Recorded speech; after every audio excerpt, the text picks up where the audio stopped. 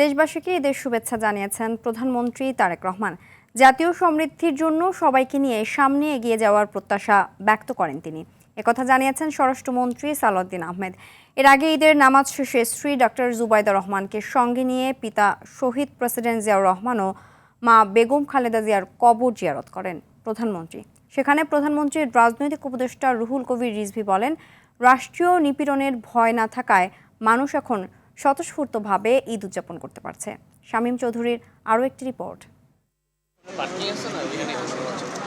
ঈদের নামাজ আদায়ের পরই সহধর্মিণী ডাক্তার জুবাইদা রহমানকে নিয়ে রাজধানীর শেরেবাংলা নগরে বাবা শহীদ রাষ্ট্রপতি জিয়াউর রহমান ও মা বেগম খালেদা জিয়ার কবর জিয়ারত করেন প্রধানমন্ত্রী তারেক রহমান।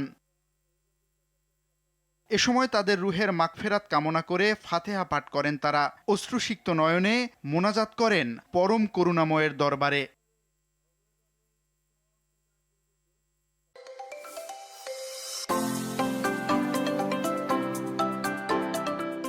পরে বাবা মায়ের সমাধিসৌধে পুষ্পস্তবক অর্পণ করেন প্রধানমন্ত্রী।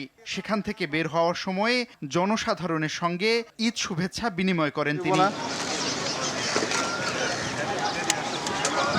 পরে প্রধানমন্ত্রীর রাজনৈতিক উপদেষ্টা রুহুল কবির রিজভী বলেন, ভীতি থেকে বের হয়ে নিশ্চিন্তে ঈদ উদযাপন করছে দেশের মানুষ।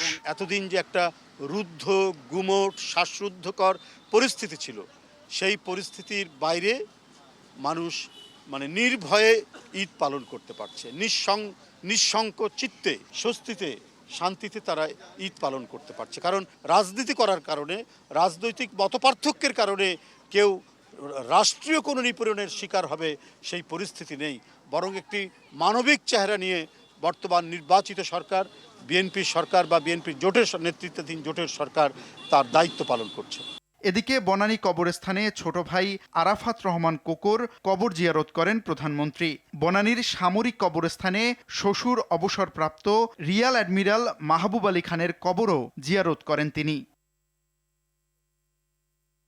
ছোট ভাই এবং শ্বশুরের কবর জিয়ারত শেষে গুলশানের বাসভবনে যান প্রধানমন্ত্রী তারেক রহমান।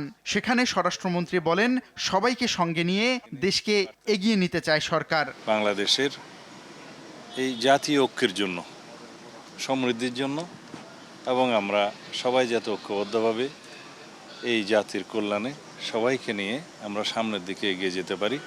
কারণ আমাদের স্লোগান একটা, সবার আগে বাংলাদেশ। আমরা করব কাজ, গর্ব দেশ, সবার আগে বাংলাদেশ, এই নীতিতে বিশ্বাস করে দেশবাসী সহ মুসলিম উম্মাহকে ঈদের শুভেচ্ছাও জানান স্বরাষ্ট্রমন্ত্রী সালাউদ্দিন আহমেদ। আমরা সবাইকে নিয়ে ঐক্যবদ্ধভাবে এগিয়ে যেতে চাই এবং মহান আল্লাহর দরবারে আমরা সেজন্য দোয়া করেছি, প্রার্থনা করেছি।